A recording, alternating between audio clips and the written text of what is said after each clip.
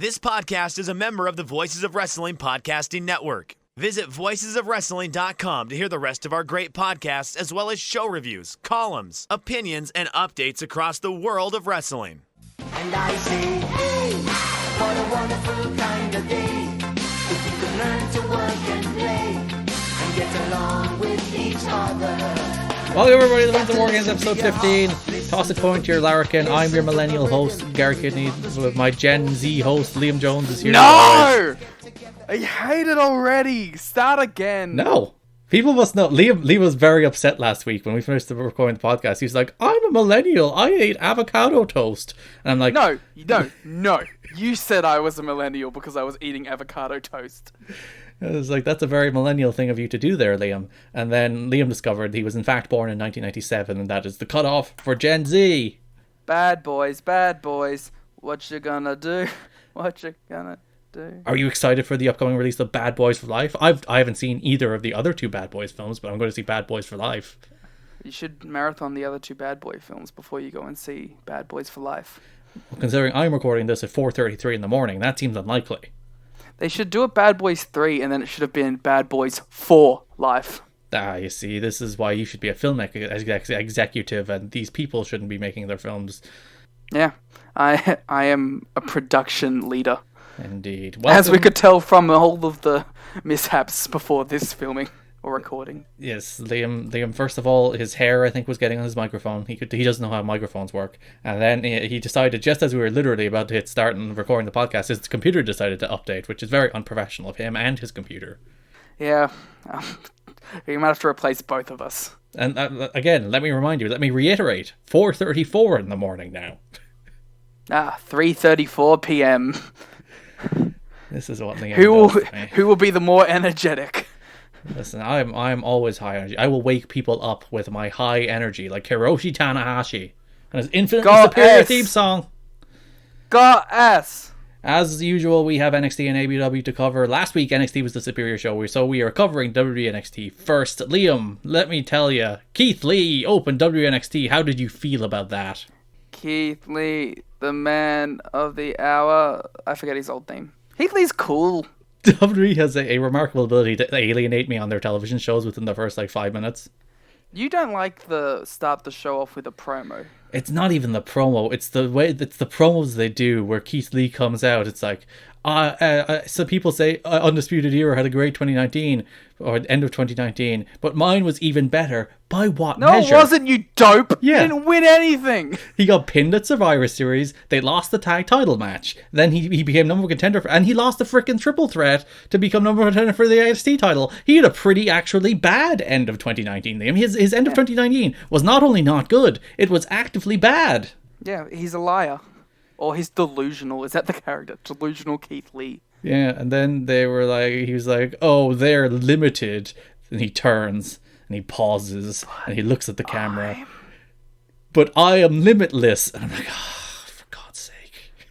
But he's looking at the camera like, man, I'm such a cool guy. Did you hear my cool guy catchphrase? That's my problem with WWE promos. That it's just like, he's out there to say his catchphrase, and the one thing he actually had to say about how great the end of his 2019 was demonstrably false. It's like, it's literally no substance. It's the opposite of substance, and he's a babyface. He's just lying. Yeah. He'll face Roderick Strong next week. Then the Undisputed Era came out. They were like, you're a dummy. They beat him up 4-on-1. They hit his leg with was it a stomp on a chair, I guess? It was a Pillmanizering. Indeed, before Tommaso Ciampa made the save. Wow, what a unique segment. Yes, keep it in mind. It will sound familiar after we talk about the broserweights. Sorry, I know you said bruiserweights. Bro. Okay, what is it? The South Wales subculture? What is that the name of their team? South Wales subculture. That's the worst team name in the history of the world, which is Flash Morgan Webster and Mark Andrews in what was a damn good wrestling match. This is what I want from NXT. I know, right? Want fun bullshit. fair enough, like, you put Mark Andrews and Pete Dunne in the ring together, these two have wrestled like 75 times since they were children, literal children. Flips and forearms, baby. Yeah, so these two know how to have a pro wrestling match. Obviously, Matt Riddle is great. Mark Andrews, man, I love Mark Andrews. And he's been on television since 2016. He did nothing in TNA for a year before he left. And then, like, he's done absolutely nothing in WWE because he's squandered in the stupid fake promotion. He was one of the 4 pillars originally. Fake promotion. And then he's on NXT. He was the Tawe. And, like, God, he's so good. I love Mark Andrews, and he was so good in this match. And I'm like, I just want good Mark Andrews on television, not sequestered over in the crappy show that's like, oh, are you watching Vince McMahon? No, he's not. He's never watched. He doesn't know that the freaking sub-brand exists. Do you think he knows the Sub Wales subculture? I think Vince McMahon is a very big fan of the South Wales subcultures. Well, shit, I said Sub Wales. Yes, it's below Wales. Yes, the subculture is below Wales. It's so subculture, it's below the actual landmass. Or to go with the misspelling frequently on WWE social media, it's below, like, Wales the animal. Oh, did they actually fuck that up?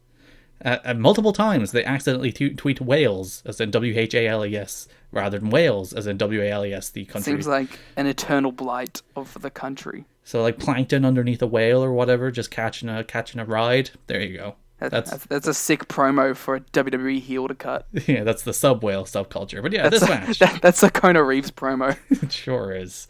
If he was a real wrestler in a real wrestling company. This match, yeah, great match. I thought maybe slightly too long, maybe didn't need to go through 2 breaks, and maybe peaked about 2 minutes early, but yeah, the action was great. This match, God, good wrestling. Yeah, I was gonna say, I don't think it went too long. I like having these opening NXT matches that go like 18-20 minutes. They only work when they work, but when they work, they're like this and they hit it out the park. Like, the other one was, ironically, involving Matt Riddle as well, the Riddle-Cole match, and this just reminded me of that. See, you know what would make this work? And what actually actively made it didn't work was the fact that they started the match after the opening promo, so that they had to go straight to break, and then they did some of the match, and they went to... So if they opened the show, Liam, with this wrestling match, and then went to one break, and then did the rest of the wrestling match, there you go. I fixed NXT's format by getting rid of the crappy lying Keith Lee promo that you'll see again straight after the segment. I was going to say, speaking of their excellent formatting... Yeah, seek out this match. Matt Riddle and Pete Dunne against Flash, Morgan Webster, and Mark Andrews. Great wrestling match. Tommaso Ciampa comes to the ring, and he's like, I'm mad at Undisputed Era. Then Undisputed Era come out and attack him 4-on-1 before Johnny Gargano's music hits, and he makes the save. If that sounds remarkably familiar, that is literally a copy and paste of the opening segment. Of what happened 20 minutes ago. Like, literally, it's not even like, at the end of the show they do it again. It's like, they do that segment, they have a wrestling match, then they do that segment again with most of the principal parties involved. It's just, Tommaso Ciampa falls into the Keith Lee role, and then you have Gargano making the save instead. It's like, what are you doing? Did no one look at this format and go like, it's the same? I remember as I was watching it, I was just like slightly going, no. It's funny, Liam mentioned in Slack, in the Voices Wrestling Slack, it's like, they did the same segment. And if you go like 3 hours earlier, there was also me saying in the Voices Wrestling Slack, they just did the exact same segment. People in the Slack also responded to my thing like, wait, which one? And I was like, so no one just listened to yours? That's a recurring theme, that no one listens to the sound of my voice or written words. But we do read your words in your voice. Yes. Read you better. Do you read words in my voice, Liam? I think like not like in the like literally, but like there's like a tiny version of you, kind of like it mixes with the voice in my head. So there's like there's a real me, and then there's like the ideal me formed in your head. That's the way I sound to you.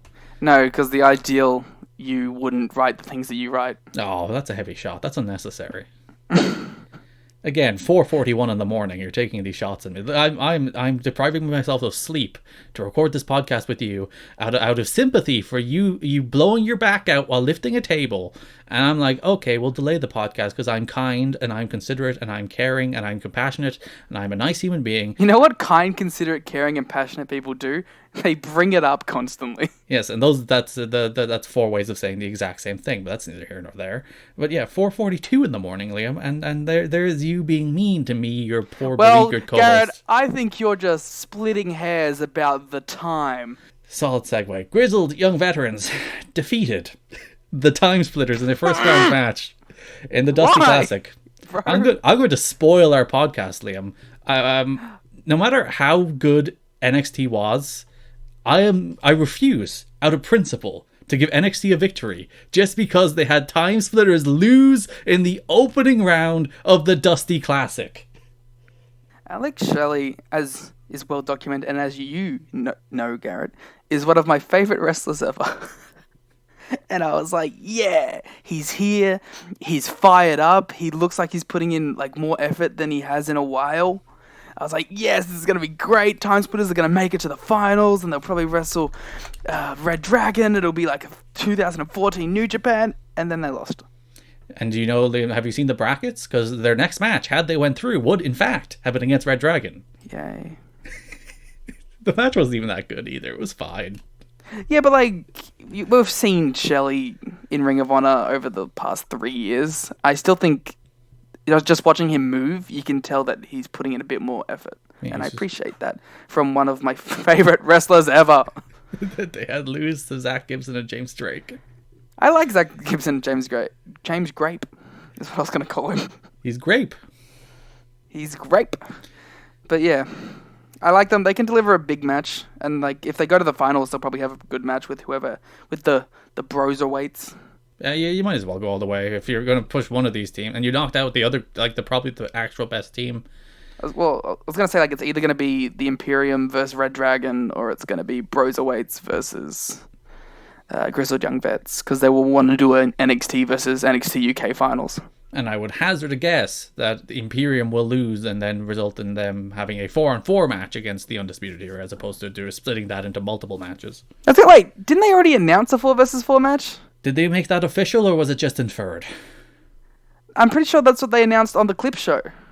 Well, so much for that. Never mind. Just ignore the fact that these people are having matches. Are the finals not at Worlds Collide? I'm pretty sure they are at Worlds Collide. The semifinals are next week. Let me check the current Worlds Collide card according to Wikipedia. Which, by the way, by all accounts, this show is not selling particularly well. I don't know. I couldn't imagine why. Apparently, according to Wikipedia, there's nothing about the finals being on the show, but the 8-man tag is in fact official. So, yeah, then I guess Imperium and Red Dragon are losing. Or maybe the Worlds Collide finals are on NXT in 2 weeks. Oh, that just seems like a waste. Or the week after Worlds Collide. I don't know. Are you excited for... Wait, I'm gonna skip... I was gonna skip ahead, but we'll get there. Yeah. Time Splitters lost. The stupid show. Yeah. It was a good match. I thought it was pretty fun. It was fine. Chelsea Green looks like a different human being. Yeah, she's... I don't know what happened, but... Like, I think she looks cool. Of the multiple incarnations of her, like Laurel Van Ness and regular Chelsea Green, and like pre-Laurel Van Ness, Chelsea Van, yes, of course, all those names. Chelsea Von Green. Yes. She looks very different from all of them, and it's strange, and it's off-putting. I don't know. I think she looks like cool. Like she's meant to be like kind of this cool, better than thou shtick, and I like it. I did like that Robbie E was like, Nerd Battle Royal. She's not going to be in that. She's too big a star for the Nerd Battle Royal. Yeah, Nerd Battle Royal for the title #1 contendership. With all the other women in the company. I was going to say, like, imagine if, like, this was a shoot and Robert Stone was her legitimate manager, and she's like, wait, why did you take me out of a match where I could become #1 contender? Don't worry about it. It's fine. And he's just like, nah, it's because you're hot. And she's like, it's true. You see, no one else was on the list, so they're not deserving, and they should bring in Rob Terry. Just for the sweaters, they should bring in Rob Terry. They won't wear the sweaters, though. They're wearing Tony Khan suits. That's true. Isaiah Scott defeated Leo Rush and Tyler Breeze to book a slot in the Cruiserweight Championship match. It's a 4-way, isn't it? Yes. That's the thing they're doing. NXT UK members will be... Yeah, 2 fake wrestlers will round out the match. I liked this match. I thought this match felt, I don't know. I think there's a great 8-minute match inside this. It was apparently 13 minutes, but it felt longer, and that's probably the problem. I think maybe both shows can learn from this, but like they should both maybe cut 3 minutes off any match they have planned. I think there's a particular match on AEW Dynamite that 100% needed to go considerably shorter, but we'll get to that. Or not go at all. Yes, maybe. Perhaps not exist in the first place, but if it were to exist, certainly should not have been a 2-segment wrestling match. Damn we'll talk you, about that. Mel! Mel. Fucking Mel. Who goes with Mel? She's just...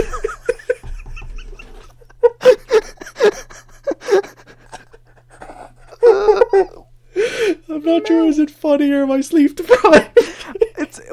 I don't know. I'm not sure if it's funny or if it's these painkillers I'm on.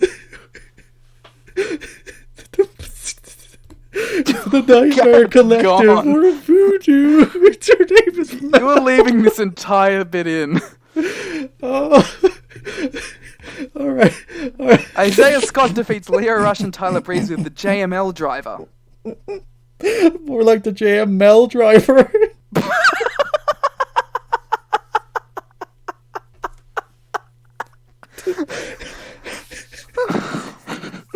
Oh no. All right. I think I have it together.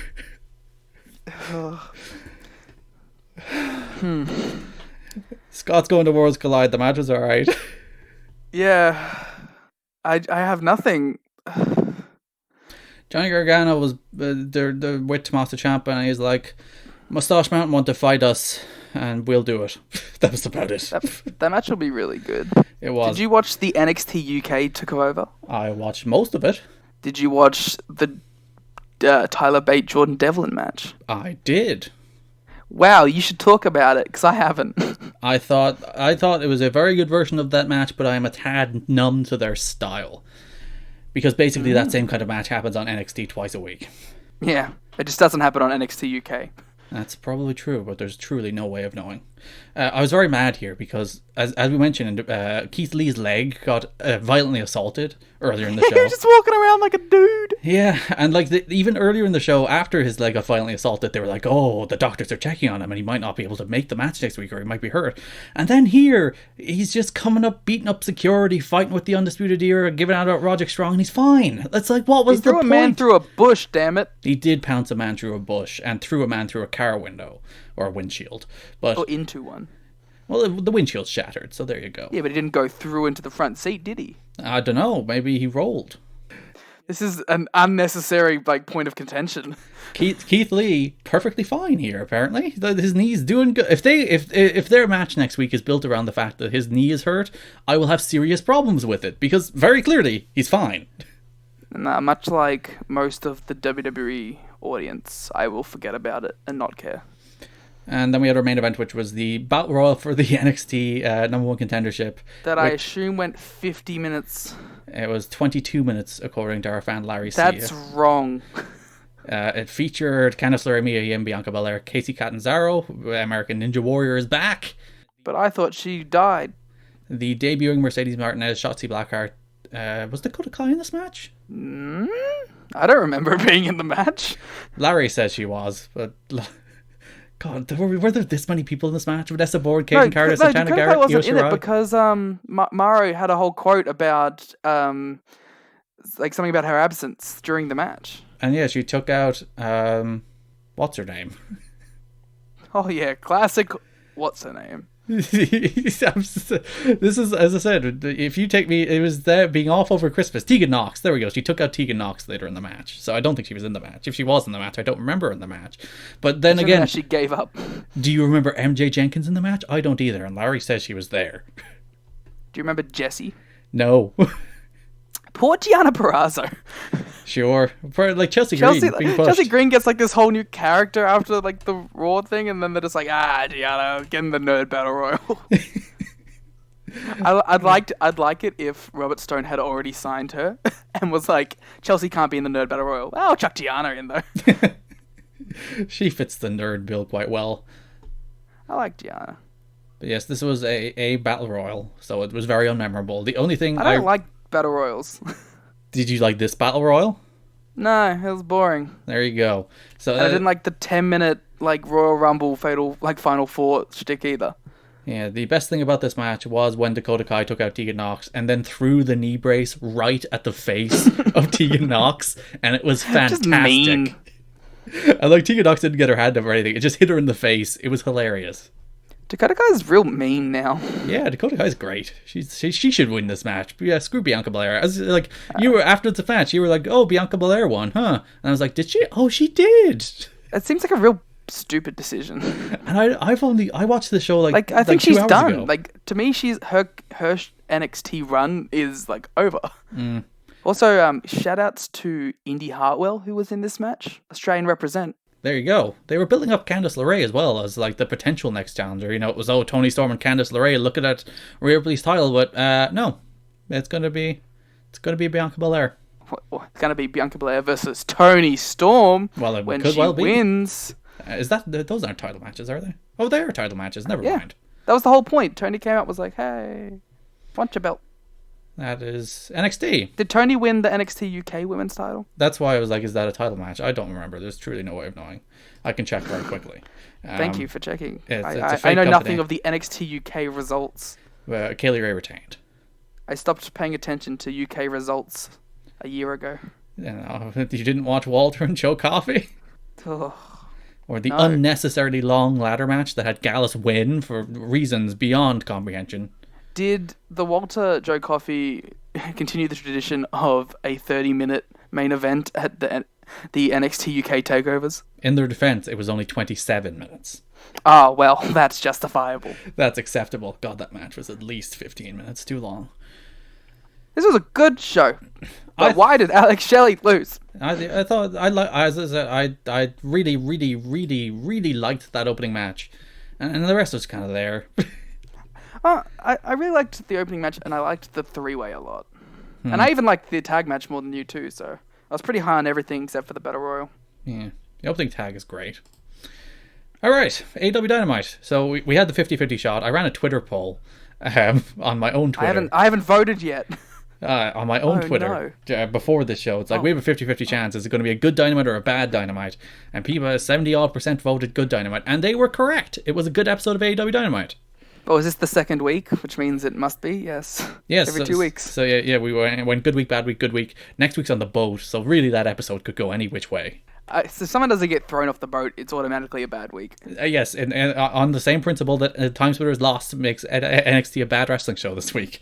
If someone doesn't get thrown off the boat, AEW is a bad wrestling show next week. Mm-hmm. Who is your vote to be thrown off the boat? I like Joey Janela, probably. To me, it screams Darby, but... Well, Janela has a match confirmed, so... Yeah, he's wrestling Phoenix. If Phoenix could do something dopey off the boat, that would be hilarious. Well, because we're talking about Janela now, and it's not like he had a major thing on the show. I really liked his promo this week. I didn't! Wow! So we'll start with you. Why did you like it? I liked the promo because when I was watching it, and I was like, the aesthetic that he had, I think he's finally perfected the Janela look of ultra scumbag. Mm. And while he was doing that, he was cutting a straight up 80s WWE promo. And I was like, we don't really get those kind of promos anymore. So I was fine with it. I really liked it. I thought it stood out. The reason I didn't like it, and I don't like most of his promos, is I don't really believe him. I don't think he can do sincerity very well. This is the first time I did believe him. That's why. All the other times it just seems like a shy little kid pretending to be this cool guy. Yeah. This is the one where I was like, I feel like he would jump off the boat. Well, yeah, I believe he'd jump off the boat, but I don't believe he's seriously trying to fight somebody. When he's like, I have to bounce back from my 29, it's I don't believe you care about any of that. No, maybe that was that tinge of insincerity is what made me think of it being as an 80s promo, and that's why I liked it. Yeah, he was a small part of that show. He will face Phoenix next week. We open the show with the Young Bucks against Santana Ortiz, against Kenny Omega and Adam Page, against the Best Friends in a just big, dumb, stupid spot fest. Yeah. As you watched the NXT TakeOver UK, Garrett, which four-way tag match was better? Well, the NXT UK TakeOver ladder match was actively boring, and this was a tremendous wrestling match, so it's really not much of a contest. But one had ladders, and one didn't. It's funny when you watch ladder matches, it's like these people don't really know how to do ladder matches, and you can always tell. It's just like the pacing is wrong, and like there's a balance between setup and payoff that you need to do. If it's too much payoff, it becomes numb. If it's too much setup, it becomes boring. It needs like that perfect balance. And too many people, it's just too much setup and too much like doing ladder spots that aren't all that impressive, and they don't build anything. It doesn't go anywhere, and it's always contrived. And they always do that dumb spot where they set up like 3 ladders in the ring and all of them climb at once. It's like that never goes anywhere. Why does everybody do that spot? And it's never good in any wrestling match. It's like, meanwhile, this match was the complete opposite because like none of their like big spots felt so contrived. Everything felt like it was a lot like go go go go go, but nothing felt like it had this millennia of setup to it. Yeah, it's just like people come in, hit their moves, people come in, hit their moves, in and out, easy transitions. This match was super fun. I love this match. This match is great. You have a great Orange Cassidy spot. Yes. One of my favourite spots in this match too, and I don't even really point out spots when I review things, but they hit the double Jerry Lynn power drivers. They did.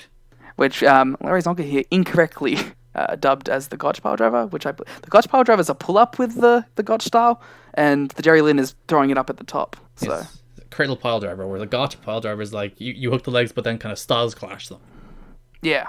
Yeah, this match ruled. This match is just like... And this is the best, far and away, I think, the best Santana and Ortiz have looked in this company. They felt like a real team. Like, you saw them and you're like, these people... Yeah. You know how there was that discussion in WWE documentaries a long time ago that I used to watch, where they would be like, there's a difference between people who come up and then they get formed into a team and people who come up as a team. Yeah. And in this match, it like you could really feel that like Santana and Ortiz came up as a team. Yeah. And like I don't think they've looked like super good in AEW so far. And this is the first time I've looked at them. It's like, this is the LAX I've seen in Impact in the last 2 years. Like this is that team, or 3 years. This is that tag team, and here they are in a big national stage kicking ass. I really like the Omega and Page team. I really like that they've like gone all the way to getting a title match. They haven't done like the cliched explosion, and I really like that they're just guys professionally getting the job done while in the ring, but like they don't even particularly like each other or interact with each other, even though they do have a cool double team finish with the buckshot lariat with the V trigger at the same time. That's a cool finish. On Being the Elite, I'll have you know that they are running a story where they're trying to like become friends, but they keep getting dragged apart by the Bucks unintentionally. And that was the story of this match, where the Elite didn't want to fight until the very end, when Paige made a blind tag on, it was Matt or Nick Jackson, I think it was Matt, and Matt was like, what? He was very surprised. Well, there was also the moment where the Bucks had a chance to tag in an Elite member and they chose Kenny over Paige. Yeah, betrayal. Which really, but actually no, that actually speaks more of them seeing Paige as higher up, right? Because if they were going to tag in the person, like they tag in the person that they don't want to win, so they think, oh, I'll tag in Kenny because he can't finish it. You should, in theory, tag in the weak link. Yes, so yeah, it's a disrespect to Kenny. Yeah, that's like the dumb wrestling logic. But like that is the logic of this match. It's like you don't want to be on the apron because you can't win. If this was an elimination match, the logic is reversed. But you don't want to be on the apron because you can't win. If you're not in the ring, you can't win the match, and then you won't be number contenders in the boat. Matt should have done the look and then tagged in Paige. The disrespect. Yeah, but I don't think the audience would have gotten that, though, in fairness. Yeah. In terms of the visual storytelling, but we would have gotten it. We would have eventually like sussed it out the exact same way we did here, except the other way around. So Kenny Omega and Hangman Page will face SCU on the boat next week. Then Cody Rhodes coming out Miami Vice looking. God, Cody is the best entrance in wrestling. He's such an ace. Yeah. This is like the time where I really saw it too. I was like when he's like not so prim and proper and he's kind of like letting his hair down a bit. That's when I like Cody the most. He should always dress like he's in a 1980s film or a Vice City To be fair, we should all always dress like we're in a 1980s film. I'm going to make you live by that. From now on, you have to dress like a 1980s film on the podcast. Right now, I'm kind of dressing like I'm in a 1990s grunge film, if that helps. I have no way of verifying this, so you could really just say that you're doing it, but... I think I'm trustworthy enough.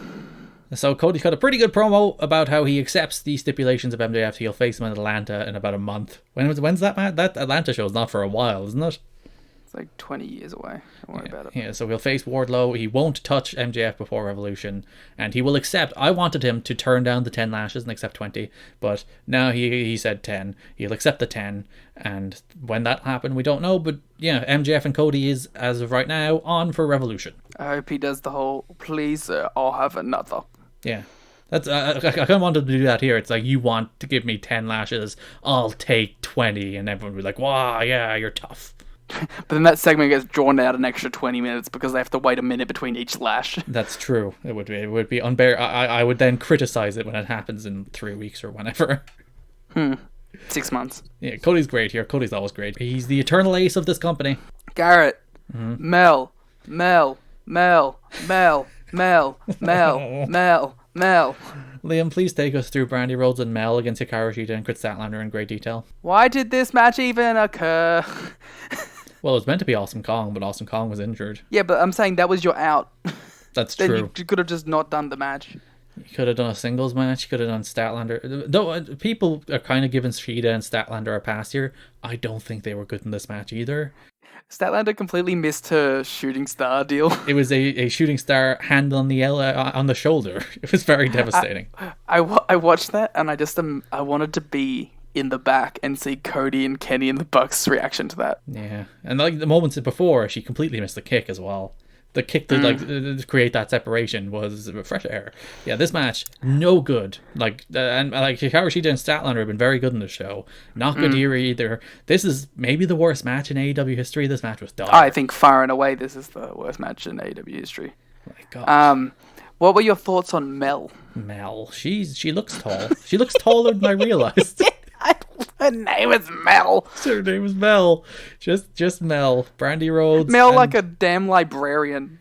Well, she should join the librarians. That would make more sense. I think it's like I want to like Mel too. I think Mel like has a cool aesthetic to her. You have Brandy Rhodes, you have Awesome Kong, you have Dr. Luther, and you have Mel.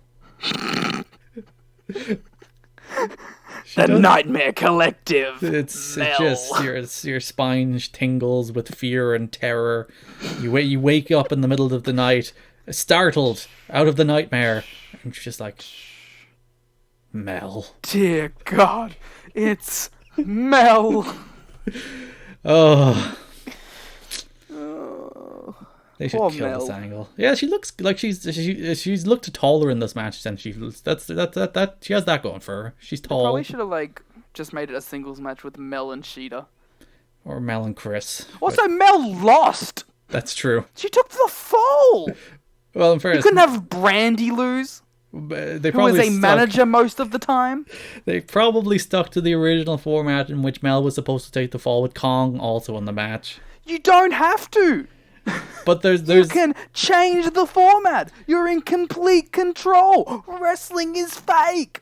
there is an inherent problem with the Nightmare Collective though, that if Kong is not the star, this is a Kong vehicle, and if Kong is injured, then it becomes a Brandy Rhodes vehicle. So Brandy Rhodes is the one you kind of... Is it a Mel vehicle? Is it a Dr. Luther vehicle? Yeah, it should be a Mel vehicle because Brandy Rhodes' character is that she's a manipulator, not that she is a leader. But then, Mel, you really want to hang She this could on have Mel, taken Liam? the fall.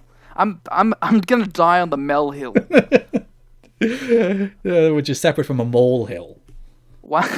One day Mel is gonna be a star in this company. I'm gonna have the biggest victory lap, making a mountain out of a Mel hill. The Dark Order. Oh yes, the Dark Order are back. They're specifically... people have problems with this promo, and I very much agree that the premise of these Dark Order promos, Liam, are that they are paid for by the Dark Order to appear on air. Yeah. So they decided to take this video of them outlining their entire strategy and then put it on the television show. Yep.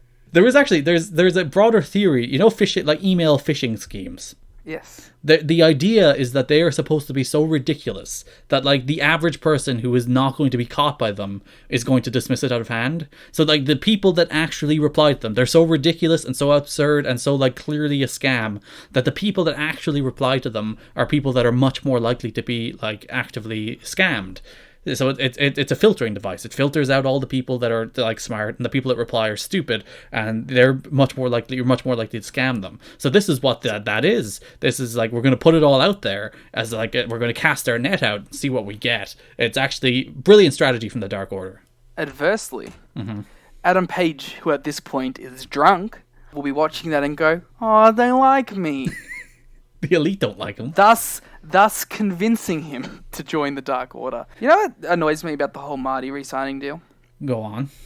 We were so correct about everything. We were so correct that Page was gonna join him. We were correct that Dark Order was a subsidiary of Villain Enterprises. We were right about everything.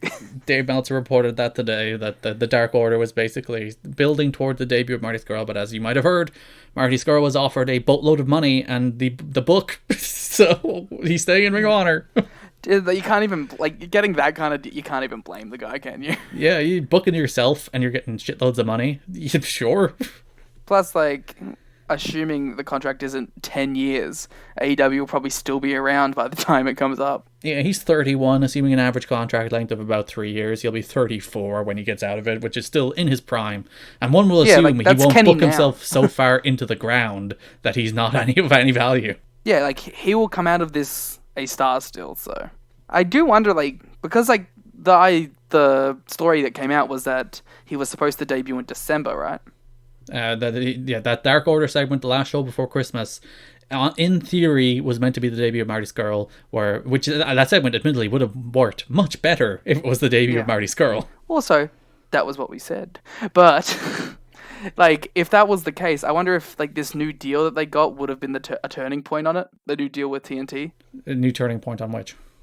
On, like, hey, let's just throw boatloads of money at Marty Scurll, or if they just didn't see the particular value at that point in time. I think that deal is still not like, whoa, we're going to go swimming in money kind of money. I think that deal is, we're going to actually probably be profitable next year kind of money. Yeah, it's interesting regardless.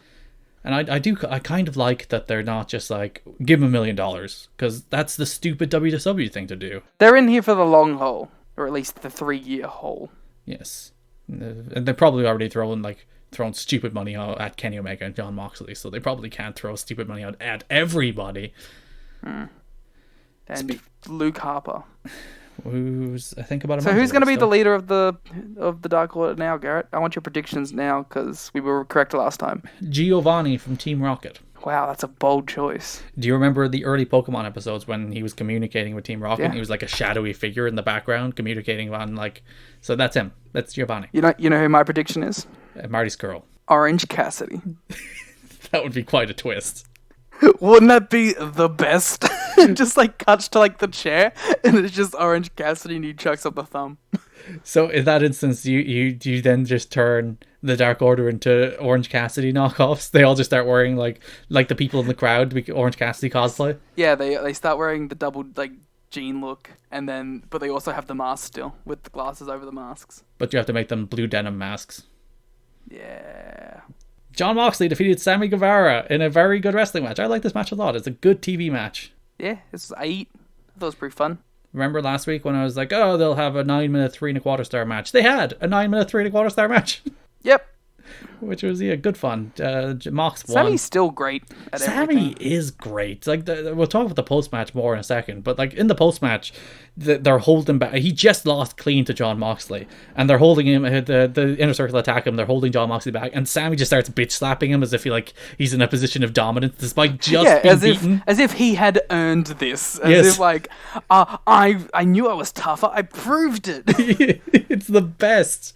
He's a little runt. It's the best. I love Sammy. Sammy's great. See, like, this is what makes me angry about AEW. I've just had, like, a mini introspective moment. Like, this is what I want the show to be all the time. Why can't the show be this all the time? You get it every second week, Liam. What more do you want? I want it all the time. It's very selfish. How will, when we go to having another show, will it be every second show? So it'll be like, Dynamite is good, Dark is bad, AEW Lightning is good, but then Dynamite is bad, but then Dark is good. Well, isn't the rumblings that they're they're moving Dark to TV. According to who? Whoever you listen to. That was from the head of Turner, so I'd imagine that's depending on who you listen to, okay? Yeah, so Dark will always be bad. Did which, Ted say it, huh? No.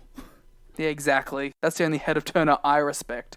Dark is usually bad, though, to be fair. Dark is occasionally good, though. When they actually put when they have a wrestlers Kenny on singles it. match. Yes.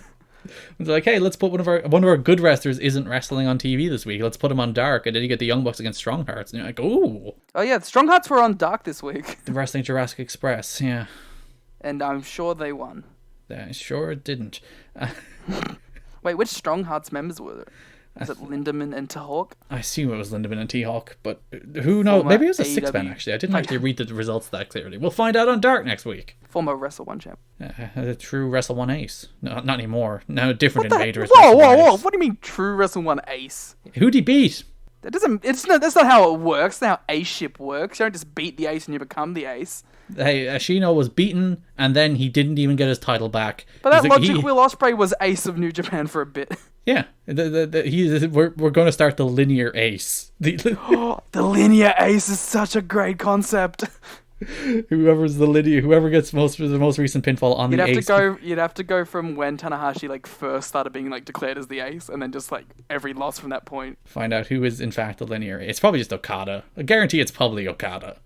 Or AJ, because the thing would always be that one would beat one and then the other would beat the other one, but couldn't beat the other one.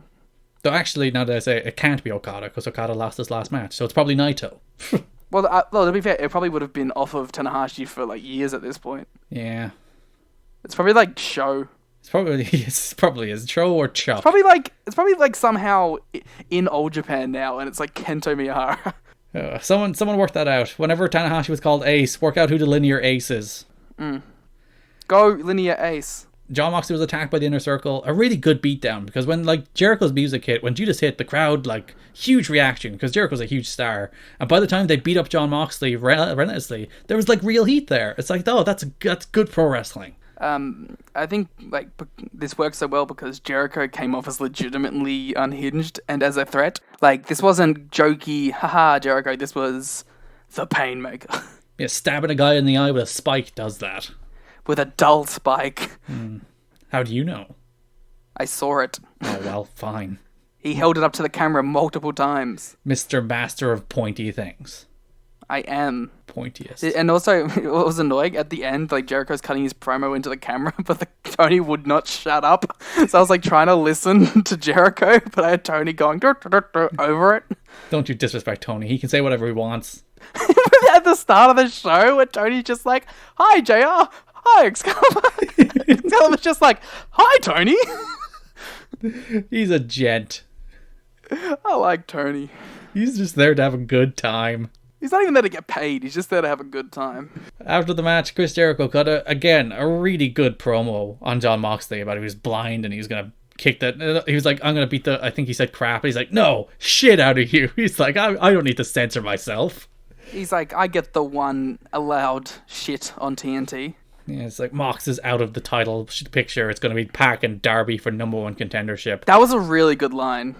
He's he doesn't even count anymore. That was a good line. I like that a lot. Then as they were walking away, Jake Hager put a hand over his eye to simulate a pirate / being blinded. Arr. And they said "arr" into the camera, which is the best thing Jake Hager has ever. I don't need him to wrestle. Because Mox is going to be a pirate on the boat. He was a pirate already on the show, yeah. If he doesn't hijack the boat... But I want him to come out in full Captain Feathersword regalia. I want him to come up to the boat on a boat of his own and actually hijack the boat.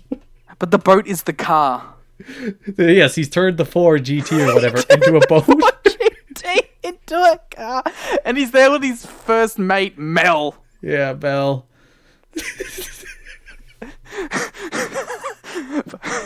Put the flanks down, Mel.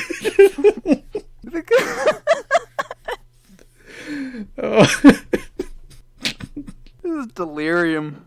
Again, 5:17 in the morning. It's not my fault. Well, we got to MJF, the Butcher and the Blade versus Diamond Dallas Page, Dustin Rhodes, and QT Marshall. This match was great. QT does more of his dumb, cool flips. I love him. They should sell that I Bang Dallas's Daughter shirt. People would buy that. Do you want people buying that, though? I mean, not if I'm Diamond Dallas, but I'm not. That's true. DDP looked real good. He hit his shit. He did a diamond cutter. He did a big dive. He's 63. He's 63. Like, he got so much offense. I don't mind. For some reason, as I said, I was mad about this last week because it was like 4-on-1 and he was fighting off all these people by himself. I'm kind of fine with him within the context of a wrestling match, getting a hot tag. But, like, he didn't take anything. Well, he's not going to take a bump. He's 63. He'll fall in the dust. So then don't do the 6-man. I'm fine with him, dude. He doesn't need to take a bump. If you aren't willing to bump for MJF, or at least be rolled up in the same manner that QT Marshall was. He probably should have taken the fall. I agree with you there. But I'm fine with everything DDP did in this match. Bang! Even though, actually, now that you mentioned the bang, when DDP was his entrance, God forbid the AEW cameraman stay on DDP doing his iconic bang. They missed the bang. DDP's entrance makes me mad because it's me, DDP. I'm like, no, it's me. You get two of them. AEW music, come on.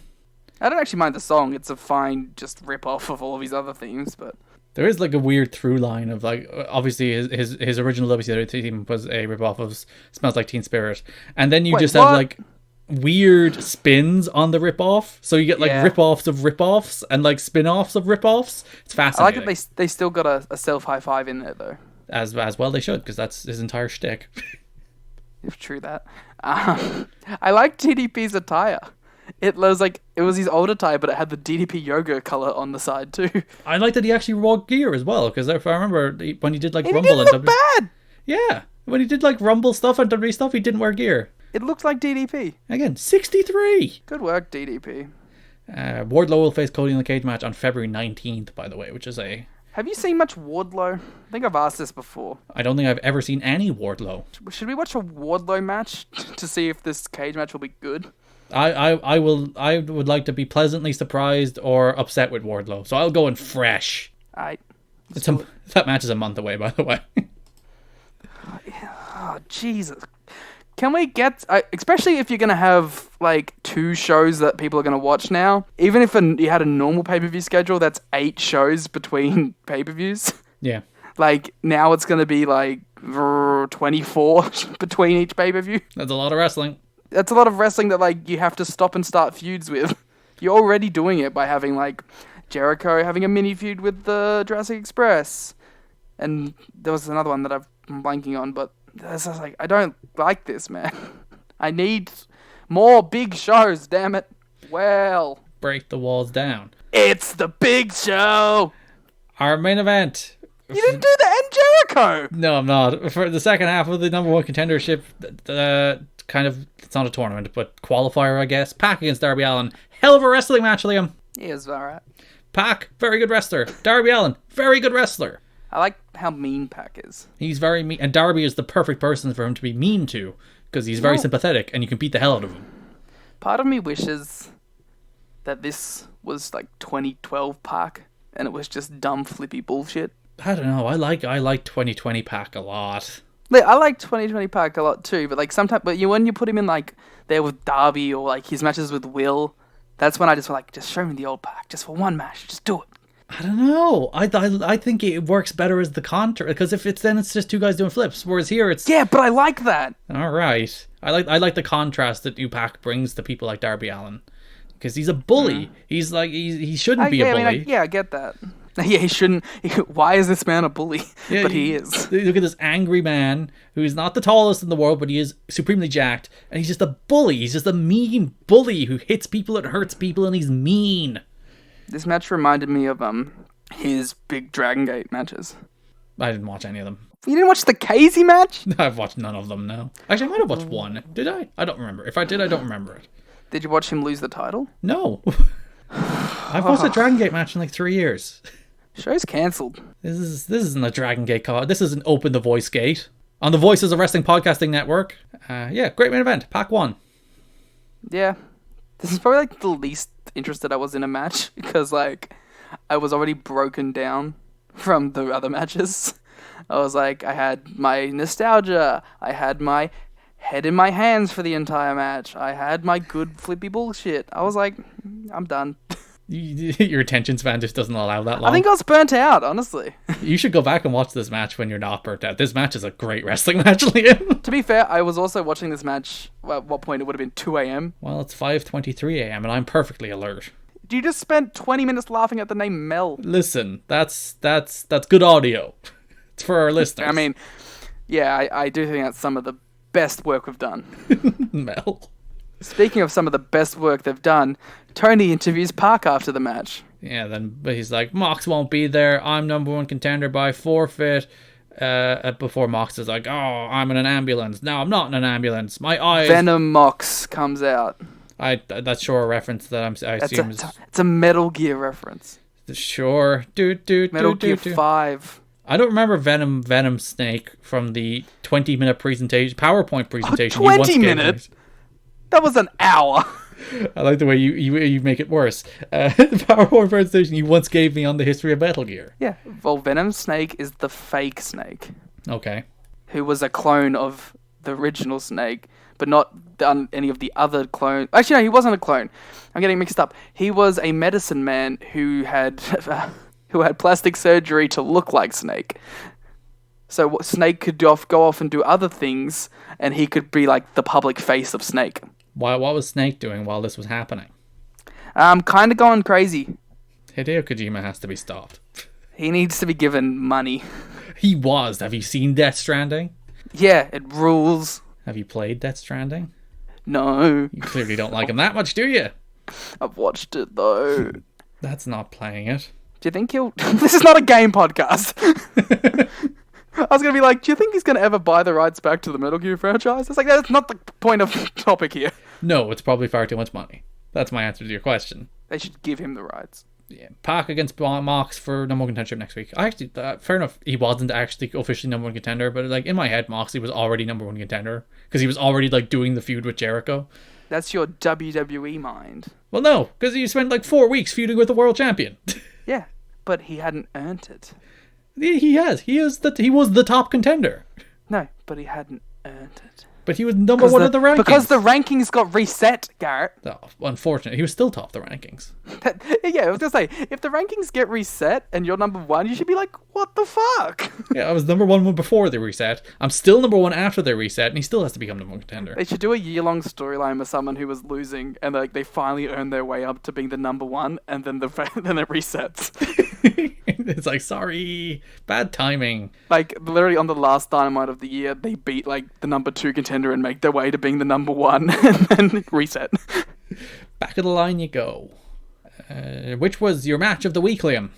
There were some good matches this week. Yeah, it's going to be one of the tags. I'm going to have to go with Brandy Rhodes and Mel. Oh, no. No, I'm going to go with the AEW tag, just because I think you're going to go with the other one. I was contemplating going with Pac and Darby for a while there. Well, then I'll go with the NXT tag. But I will, in the end, go with the NXT tag. God damn it! You know what these shows felt like, Garrett? Good wrestling shows? Well, yes. It felt like a classic. AEW was way more interesting, but I might have liked the in-ring on NXT more. I liked one of the in-ring on NXT more. Well, my point has been definitely struck through. Listen, different strokes for different folks. It's fine. How'd the poll go? Oh, the poll is actually that work. Actually, before we go to the poll, I vote AEW. Even if it wasn't for Alex Shelley, I'd still vote AEW. But Alex Shelley makes me doubly vote AEW. Stupid time splitters. Well, I'll vote AEW as well. Now, interestingly, last week NXT won 62% to 38, a pretty comprehensive win. This week, AEW won 74% to 26. The conclusion that I'm drawing here is either AEW fans vote when they like it, and they don't vote when they don't like it. There may be evidence for that based on the total vote number, 372 last week to 148 this week. But still, that's a big turnaround. I mean, deservedly so. Can we just have this show every week? Fuck's sake. That's true. Bad boys. What you gonna do? What you gonna do when they come for you? Before we go, Liam, where can people find you on the internet? You can find me at Wrestle One. It's a good wrestling company. Go watch it. Nakajima's champ. That's pretty cool. A failed ace who has allowed 2 people to come in and take his title. Come on. Yeah, well, Daiki Inaba sucks, so... Ashina will beat him, and he will bring back honor. If you would like to follow us on Twitter and vote in the poll every week, you can follow us at WarGamesPod. If you would like more AEW coverage in your podcast feeds, if you can look at that podcast called Everything Elite if you follow the main Voices of Wrestling feed. You can listen to that, where they talk about everything Elite, including the second AEW show and the renewal and all the ratings and fun stuff like that we don't really... we touched on a little here, but it's mostly Liam dragging it in. Or you can listen to Shake Them Ropes covering all of this stuff. I demand that we talk about the greater AEW world. This is not the remit of the podcast, Liam. MEL! MEL indeed. Thanks for listening, and MEL. Bye, MEL. Just MEL. Goodbye to MEL. MEL.